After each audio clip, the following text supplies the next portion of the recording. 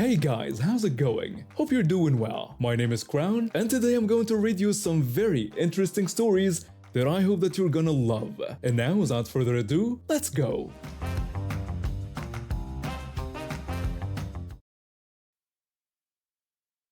I've been working as an internet technician for about 5 years now, and let me tell you, you meet all kinds of people in this job. Some are nice, some are grumpy, and some, well, let me tell you about this one day that I'll never forget. It was during the peak of summer last year. I'd just finished a pretty straightforward installation at a house in the suburbs when I got called to an apartment building downtown for a router issue. Now, anyone who's worked downtown knows that parking is an absolute nightmare, especially during business hours. I'd been doing this job long enough to know the drill. Usually, when I'm headed to apartment buildings, I try to do a quick equipment drop-off first. It saves time and most residents are pretty understanding about it. So when I pulled up to this fancy apartment complex in my company van and saw the residents' only parking spots right in front, I figured I'd do my usual routine. Quick stop, unload the equipment, then find proper parking. I had barely put the van in park when I heard someone screeching from above. I looked up to see a woman leaning over her balcony, red-faced. She was yelling, demanding to know what I thought I was doing. When I tried to explain that I just needed to quickly unload my equipment, she cut me off, pointing out aggressively that the spots were for residents only. I attempted to reason with her, explaining that I only needed 5 minutes, but she wouldn't hear it. She shouted that she didn't care if it was 5 minutes or 5 seconds. I needed to move my van immediately or she'd call the police. I tried one last time to explain that I was there to fix someone's internet, but she just got more aggressive, asking if she had stuttered and threatening again to get her phone. At this point, I had two choices. I could either stand my ground and risk having to deal with unnecessary drama, or I could just find another spot. I chose the latter. It wasn't worth the hassle, so I drove around for about 15 minutes before finding a spot about 4 blocks away. I gathered my basic tools, locked up the van, and made the long walk back to the building. When I got to the apartment number I was supposed to service, I knocked on the door, and wouldn't you know it, the same woman who had just finished screaming at me opened the door. Her eyes went wide, and her mouth dropped open slightly, but I decided to play it completely straight. I introduced myself as being from the internet service provider, asking about the router issues she'd reported. She just stood there for a moment, opening and closing her mouth like a fish out of water, before quietly inviting me in. I walked in and started setting up my diagnostic equipment. The whole time she was hovering nearby, clearly uncomfortable. I could tell she was hoping I wouldn't bring up what had just happened outside. After running some initial tests, I turned to her with my most professional smile and explained that I needed some equipment from my van, warning her that it might take a while since I had to park so far away. She quickly offered that I could park in the residence spot right outside, saying it would be fine. I politely declined, stating that those spots were for residents only and I wouldn't want to risk getting in trouble. She insisted again, emphasizing that as a resident, she was giving me permission. I maintained my position, telling her I appreciated the offer but wouldn't want anyone calling the police on me. The way her face flushed when I said that, it took everything in me not to smile. I left and took my sweet time walking to and from the van. When I got back, I worked for a bit, then announced I needed something else from the van. Again, she tried to convince me to park closer, but I politely refused, stating I was almost done anyway and just needed to make one more trip to get my network tester.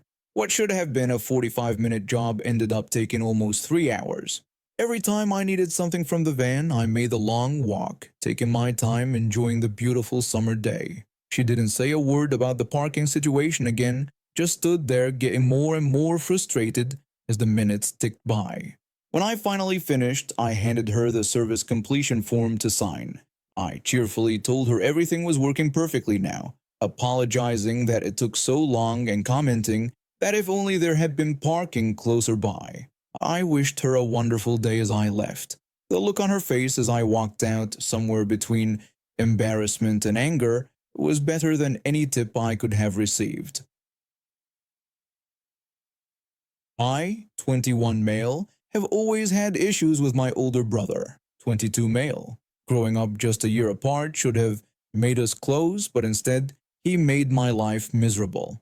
He beat me up regularly, take my things without asking, and our parents always seemed to take his side. It got so bad that I moved out as soon as I turned 18. Luckily, my uncle, who was a police officer at the time, took me in.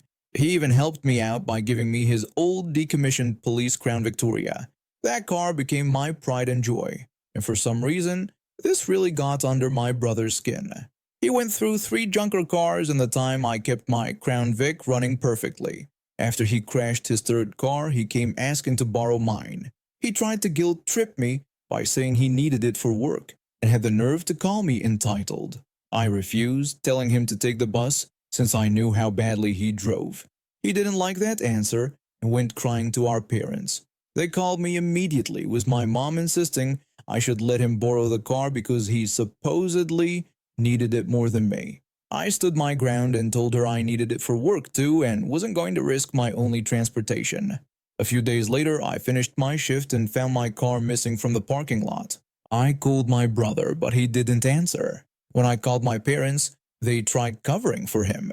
I demanded to know if they knew where my car was and if he'd taken it. They claimed they didn't know anything about it. When I threatened to call the police, my mom quickly changed her tune and admitted he'd borrowed it because he really needed it. He showed up 20 minutes later with my car, smugly showing me a set of Universal Crown Vic keys he'd bought online. I was furious and warned him that if he ever stole my car again, I'd have him arrested. He just shrugged it off and had the audacity to ask for a ride home. I told him he could walk since he'd made me wait in the freezing cold. My uncle even installed a tracking device in the car just in case. But during our family Christmas party, while the roads were covered in ice, I looked out the window and my car was gone again. I checked the tracker app and called him immediately. When I asked where my car was, he told me to screw off and said he was just picking up a friend and would be back soon. I asked if he'd been drinking, but he just hung up on me. 20 minutes later, he called back panicking. He'd driven my car into a ditch. When we got there, the police were already on scene. My parents tried to cover for him again, with my mom claiming that I had been driving and they were just there to help. I immediately spoke up and told the truth about him stealing my car. Turns out his license was suspended from his last accident, and he'd been drinking. They arrested him right there while my mom cried and begged. The officer warned my parents they could be arrested too for lying to police. My uncle had arranged with his old police buddies to scare my brother straight. They roughed him up a bit in jail, talking about prison life until he literally wet himself. They never filed a DUI charge, just a suspended license fine. My brother finally learned his lesson, paid to fix my car, and gave me back those universal keys he'd bought. My parents still pretend like none of this ever happened, but at least my brother never touched my car again, though I'm still planning to get the locks changed just in case. My family moved to this neighborhood years ago to escape the hustle of city life. We've always been the type to keep to ourselves, which worked perfectly since our neighborhood was split between social butterflies and private folks like us. We'd exchange occasional hellos with neighbors throughout the year, and that was enough for everyone, until Karen next door suddenly snapped. Karen had been our neighbor since before we moved in, and everything was peaceful until one night when my brother's friends accidentally parked a bit too close to her mailbox. We think that's what triggered her transformation from a normal neighbor into, well, Karen. From that day forward, she became a constant source of headaches. Her favorite hobby? Calling the police on us for blocking her mailbox. On Sundays of all days. The cars weren't even close to her mailbox, and seriously, who gets mail on Sundays? Every time the police showed up, they'd tell her to stop wasting their time and handle things like a normal neighbor. They even warned her that they'd start ticketing her for false calls. So what did she do? She started parking her freeloading son's car in that spot just to spite us. One summer day, my brother, my best friend, and I were playing catch with a baseball in front of our houses. We were being careful to stay away from the houses and Karen's car. My friend threw the ball a bit short, and it rolled toward Karen's car, gently tapping her back driver's side tire. Nothing dramatic, just a light tap on the rubber. To be safe, we decided to take our game to the park. When we returned an hour later, Karen was standing in front of her house, looking around like she was searching for something. She spotted us and immediately started screaming that we were in big trouble. When my brother asked what she meant, she got even more agitated, insisting that we knew exactly what we'd done. I played dumb and asked what she was talking about, which only made her more frustrated. She accused us of damaging her car with our baseball, claiming she had video evidence. When I mentioned the ball that had merely rolled into her tire, she vehemently denied that was what she meant. She then led us to her car and pointed at a dent on the passenger side, completely opposite from where the ball had tapped her tire. I told her we hadn't caused that damage.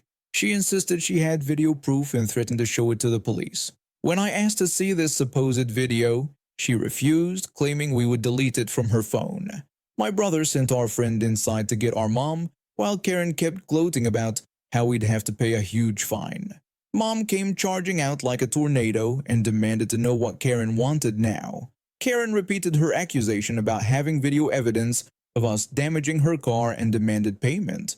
After we explained everything, my mom even offered to watch the video with her hands behind her back while Karen held the phone. But Karen refused, instead demanding immediate payment and threatening to call the police. That's when my mom started laughing. Not a happy laugh, but the kind that makes everyone uncomfortable. Then she unleashed on Karen, calling her out for not having any video and trying to blackmail us.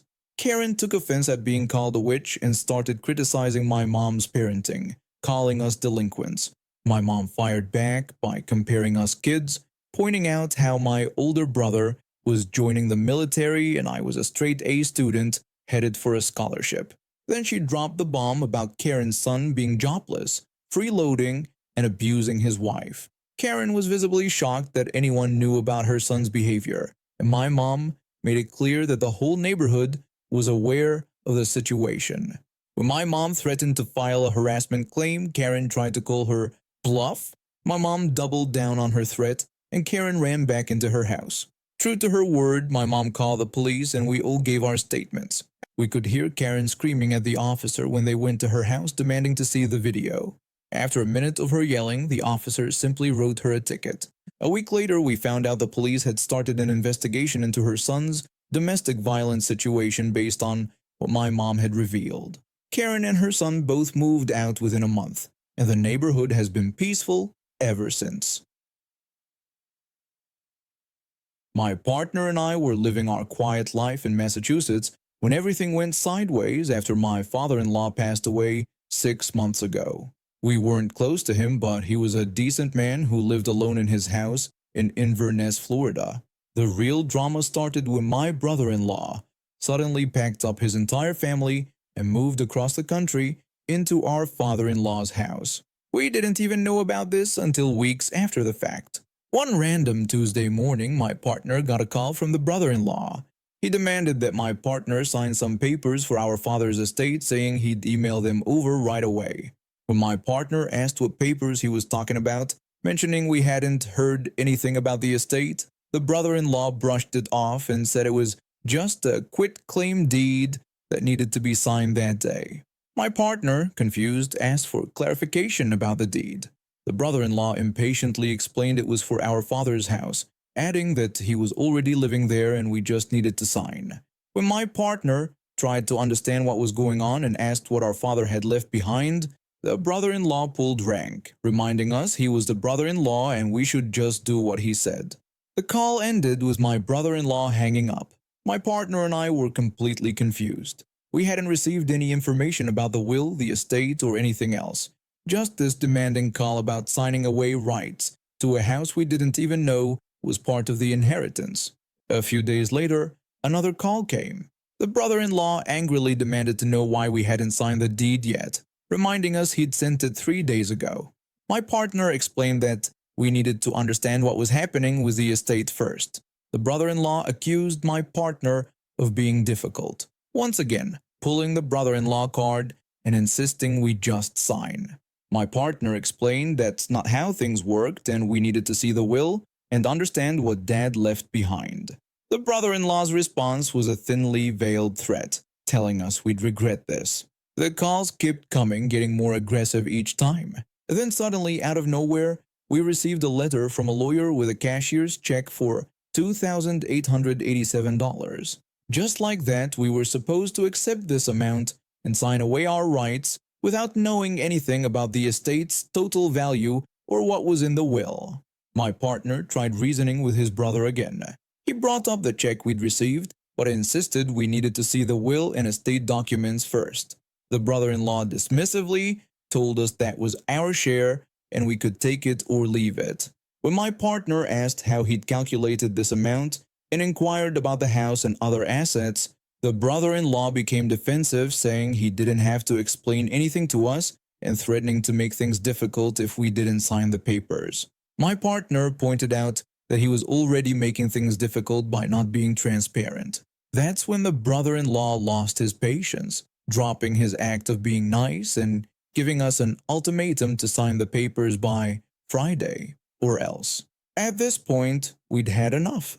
We contacted a probate lawyer in Florida who told us what we suspected. This whole situation wasn't normal. Apparently, as beneficiaries, we had the right to see all estate documents, including the will, inventory, and accounting. Our lawyer sent a formal request for documentation, and suddenly the brother-in-law wasn't so confident anymore. He demanded that our lawyer back off, but my partner insisted on our rights as beneficiaries. The brother-in-law tried to claim we were just wasting money on lawyers, when my partner suggested he could just show us the estate documents instead. The brother-in-law threatened to take us to court. What the brother-in-law didn't expect was that we actually did take it to court. Our lawyer filed a petition for a full accounting of the estate and requested the court to supervise the administration. When the judge ordered him to produce all documents, things got interesting real quick. It turns out the house was worth over $400,000, and there were investment accounts worth another $200,000. Our actual share should have been closer to $300,000, not the measly $2,887 he tried to push on us. The judge wasn't too happy about how the brother-in-law had moved into the house without any proper accounting or agreement from other beneficiaries. The brother-in-law had to move out of the house within 30 days. The property had to be sold at market value, and a new independent administrator was appointed to handle the estate. He blamed us for ruining everything, but my partner pointed out that he did this to himself by trying to cheat us.